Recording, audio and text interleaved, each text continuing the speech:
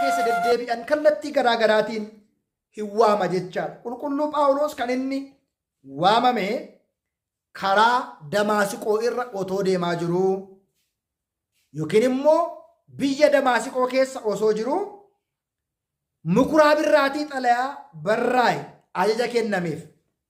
Xalayaan kun hangafa lubichaa irraa fudhate yookiin immoo kaliqa kaayinaatu taqabbiloo wandochinim seetochinim dhiirotas dubartootas hidhuudhaan gara Yerusaalemitti fiduudhaan nama cimaa ture.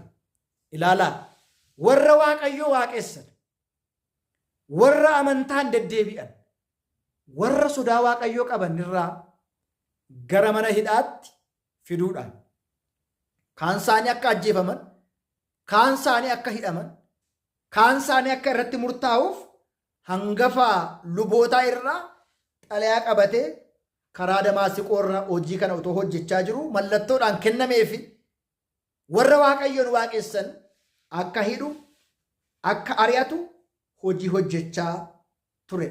Keessumaa seera ooriitiitiin kiristaanota immoo ari'achaa kan ture. Garas Damaasiqootti yeroo inni dhiyaachaa ture tasa isarra naannaa isaa ifni ifu dachee irratti kufee Saa'ol Saa'ol maaliif na ari'attaa sagalee jedhu dhaga'ee jedha. Saa'ol Saa'ol maaliif na ari'attaa dubbii jedhu Waaqayyoo samiirraati gaafa isatti dubbatu ati eenyudha jedhee Kiristoosiin hin gaafate. Maatiiwwan Waaqayyo warra har'a hataa jiru, warra har'a sobaa jiru, yakka raawwachaa jiru, dhiiga lolaasaa jiru, warra sagaagalaa jiru Kiristoosii dhaabii jedhee maqaa keenyaan nu waamaa jira. Meeqan keenyatu waamicha Waaqayyoo dhaga'ee dhaabaa jira. Ati kan na ari'achaa jirtu ani Kiristoosidha. Meeshaa ittiin waraantu የመውጋውን ብረት ባታቆም ላንተ ይብስብሃል። ጌታ ሆይ ምን አድርግ ዘንድ ትወዳለህ? ያ ጎፍታን maal akkan hojjedhu jaalatta? Fedhi kee maalidha? Jaalalli kee maalidha jedhee Kiristoosin gaafate. Gooftaanis gara katamaatti yookiin immoo gara magaalattiitti seenii wanta ati raawwachuu qabdu hundumaa, waan si barbaachisu hundumaa sitti himuu ittiin jedhe. Saa'ol guyyaa 3 arguu dadhabee buddeenas hin nyaanne bishaanis hin dhugne gooftaan Anaaniyaa mul'ataan itti mul'achiisee Saa'oliin arge. Innis siif kadhataa Hanaaniyaa kan jedhamu harka isaa irra fe'ee yommuu isa fayyisu argeeraa jedha. Hanaaniyaa yaa gooftaa Yerusaalem keessatti qulqulloota irratti waan hamaa kan raawwachaa ture. Nama kana irratti hedduun isaanii waa'ee nama kanaa waa hedduu dhaga'eera. Maqaa kee kan waaman hidhuudhaan luboota irraatii aangoo fudhateera. Yaa gooftaa hunduma fuulduratti maqaa kee akka inni baatuuf waa'ee kootiif kan filatame meeshaadha, hin sodaatin jechuudhaan Kiristoos immoo Hanaaniyaatti dubbateera. Hanaaniyaan Saa'oliin argee isaaf kadhate. Akka mukaa yookiin immoo akka mukarraatii qunca'uutti ija isaa irraatii hafuurri hamaa sun kufeeraafii jedha. Hojii ergamootaa boqonnaa 9:1-18 ilaaluun barbaachisaadha. Inni itti aanu qulqulluu Phaawulos lallabni isaaf tajaajilli isaa immoo maal fakkaata? Erga Waaqayyoo hojii inni hojjetu san akka dhaabuuf, hojii badaa ta'e san akka dhiisuuf, kiristaanota ari'achuurraa akka deebi'uuf Kiristoos erga isa waamee tajaajillii fi haalli tajaajila isaa maal fakkaata jennee gaafa ilaallu baay'ee kan nama dinqu, yeroo baay'ee namni reebame, yeroo baay'ees hidhame, yeroo baay'ees immoo du'aatiif qophaa'e. Ayihudoonni manni Ayihudoo keessa yeroo 5 na garafanii, yeroo baay'ee na reebanii, yeroo tokko immoo dhagaatiin na dhukutanii jechuudhaan seenaa inni keessa ture immoo qulqulluu Phaawulos kallattii garaa garaatiin ni dubbata. Yeroo hundumaa karaa irratti rakkoo fudhachaa kan ture. Ilaala kaleessa kiristaanota ari'ata. Kaleessa kiristaanota hidhaa ture. Amma immoo waa'ee Kiristoosiif deddeebi'aa kan ture. Rakkoo hedduu Ahizaaboonni isa irra qaqqabsiisanii Kiristoosin ari'achuu irraatii gara kiristaanota barsiisuu tajaajiluutti qulqulluu Phexros deebi'eera. Wangeela Kiristoos lallabuutiin keessumaa qulqulluu Phaawulos ergaa isaa gara warra uummata Qorontoo isa duraa 9:16 irratti wangeela Kiristoos yoo lallabuu baadhe anaatiif wayyoo. የክርስቶስን ወንጌል ባልሰብክ ለእኔ ወዮልኝ jedhee dhumarra nama dubbachuu danda'edha. Namoota warra Giriikii fi warri hin amanne, warreen hin baranne, warreen ogummaa hin qabne, warreen hubannoo hin qabne hundumaa barsiisuudhaan, gorsuudhaan biyya Room keessa warra jiraniidhaaf isiniif wangeela akka barsiisuuf qophaa'eera jechuudhaan Roomee boqonnaa 14 irratti kan dubbate kan isin dhiphisu, kan na dhiphisu waa'ee mana qulqullummaa kooti yookiin immoo waan hafe keessumaa maatiiwwan Waaqayyo kana ilaalaa. Warra kaan yaada kaan otoon hin yaadiin yeroo hundumaa kan na dhiphisu waa'ee manneen kiristaanotaati. እለት ዕለት የቀረውን ሳላስብ የሚያስጨንቀኝ ሁሌ ስለ አብያተ ክርስቲያናት ነው ብሎ የተናገረው ስለ ክርስቶስ መቆርቆር የጀመረ ቅዱስ ጳውሎስ ኤሰራ ከኤ ገረከም ሆጂ ከሚራቲ ገረ ሆጂ ከሚተከዱፈ ማቲወን ዋቀዮ ከነ ኢላሉን በርባችሳዳ ክርስቶስ ሴና ጅጅራ አሪያቱም ማራቲ ገረ ለባት ገረ ጅሬኛት ክርስቶስ ኢሰዋኔ ቁልቁሉ ጴጥሮስ ክርስቶስ ዱካ አከቡ ሰታይሲራ እንብራን ቁልቁሉ ጳውሎስ ኦብሰ ቀቤሳ ቱሬ ክርስቲያኑማ ኬኛ ኬሰት ኦብሰ ቀባቹን ኦብሳን ዋን ሁንዱማ ኢላሉን ጀርጀራ ተው ዲሱን ዱቢኑት ዱበተሙ ዋን ሁንዱማ ኢላፊ ኢላሜዳን ኢላሉን በርባችሳን እንብራን ቁልቁሉ ጳውሎስ አመለሙማንሳ ዲበማ ቱሬ ጀዳ ማል ጀቻ ዲቤን ሰራ ሂንፈጋ yeroo baay'ee dhibamuudhaan kan qoramu lammaffaa Qorontos boqonnaa 12 gaafa ilaalta qulqulluu Phaawulos dhibamaa ture jedha. Kun carraa isaa kenname. Carraa isaaf laatame. Inni biraa qulqulluu Phaawulos jireenya qulqullummaa yookiin immoo የድንግልና ሕይወት kan jennuutiin otoo hin fuudhin otoo hin heerumiin Kiristoosiif adda ba'ee jireenya minnaanee yookiin immoo munkosummaatiin jiraachaa kan turedha. Inni biraa qulqulluu Phaawulos raajii gochaa ture jedha. Hojii ergamoota boqonnaa 19 gaafa ilaaltan biyya Lisxiraan namicha naafa sana yookiin immoo namicha deemuu hin dandeenye sana biyya Lisxiraan keessatti namicha naafaa fi ija isaa ibsee firaafii jedha. Hojii ergamoota boqonnaa 14 gubbaa gaafa ilaaltan hojii kana hojjeteera. Inni biraa qulqulluu Phaawulos du'a isaanii hawwa ture jedha.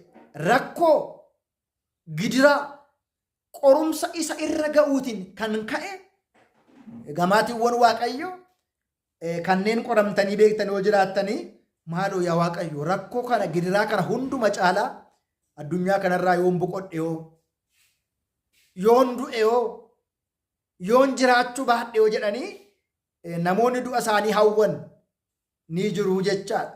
Qulqulluu Phaawulosis rakkoof gidiraa isa irra gahuutiif guyyaa du'a isaa hawwaa ture jedha. Filiphoosis boqonnaa 1:23 gubbaa gaafa ilaaltan kana ni argata jecha. Inni biraan guyyaa du'a isaa qulqulluu Phaawulos ni beeka ture jedha. የሞቱን ቀን ያውቅ ነበረ ይላል qulqulluun Phaawulos. haa ta'u malee hafuurri qulqulluu magaalaa keessa rakkoo fi hidhaan si eega jedhee isatti dubbateera yookiin immoo ragaa baheera. Haa ta'u malee kennaa Waaqayyoo wangeelaan akka barsiisu gooftaa keenya Iyyasuus Kiristoos irraa kan fudhate sana fiigicha isaa akka inni xumuruuf keessumaa qulqulluu Phaawulos maal jedhaa? Fiigicha koo xumureera, amantaa koo eegeera. Sichi gonfoon jireenyaa naaf qophaa'eera. Maatiiwwan Waaqayyo ilaalaa qulqulloonni Waaqayyo fiigicha foonii, rakkoo foonii, gidiraa foonii yeroodhaaf akka ta'e ሩጫዬን ጨርሻለሁ፣ ሃይማኖቴን ጠብቄአለሁ፣ ከዚህ በኋላ የጽድቅ አክሊል ተዘጋጅቶልኛል ጀዴ ቁልቁሉ ጳውሎስ ዋይ ካቹ ከነ ዱበቴራ ጀቻር እንቲ አኑ ቁልቁሉ ጳውሎስ ሲላስ ወሊቲን መነ ሂዳትሞ ዋን ኢሳን ተአ ቱረላል ጦኖቆሉናን gooftota ishiitiif qarshii hedduu kan walitti guurtu dubartii tokkotu turtee jedha. Qulqulluu Phaawulosii fi Siilaasiin hordofaa karaa fayyinaa kan isaanitti himu immoo namoonni kun jiraataa ilma Waaqayyoodha jechuudhaan iyyaa turanii.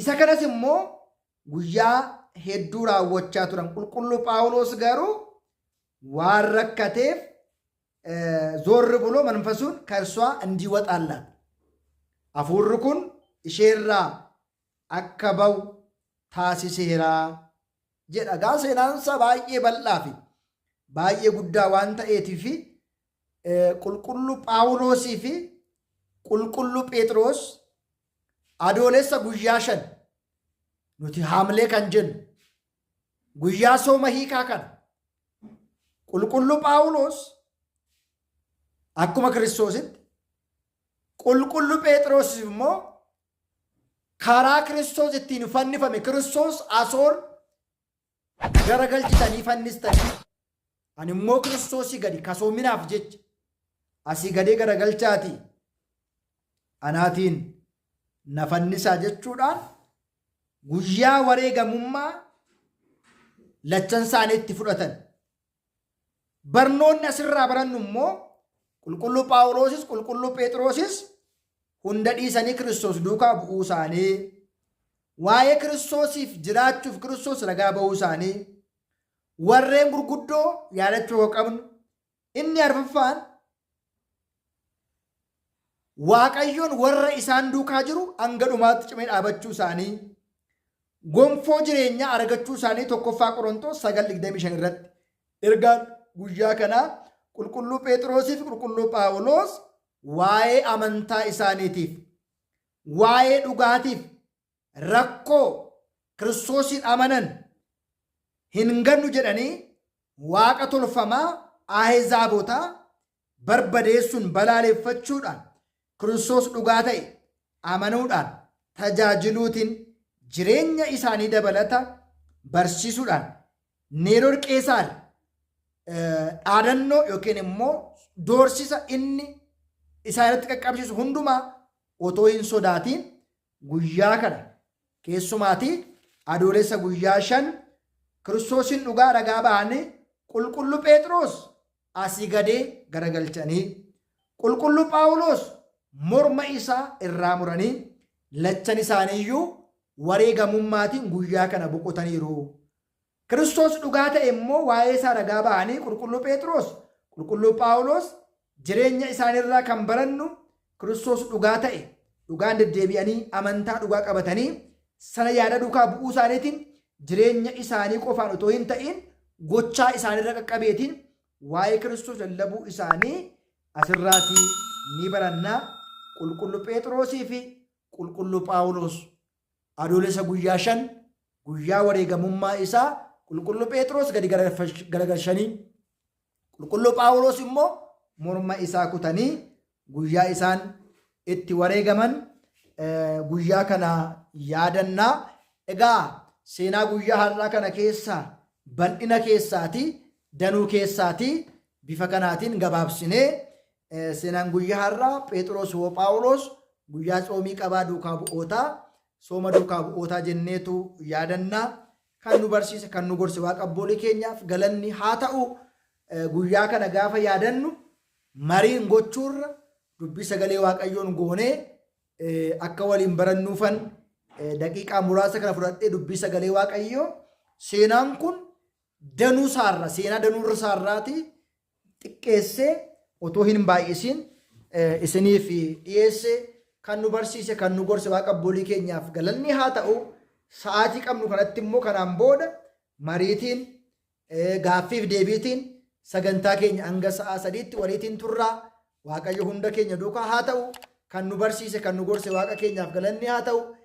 Eebbi qulqulluu Phaawulosii fi Phexros hunda keenya duukaa haa ta'u. Nu haa turu. Nagaatiin turaa yaada gaaffii qabdan dhiyeessuu dandeessu. Galatoomaa dhaggeeffataniif.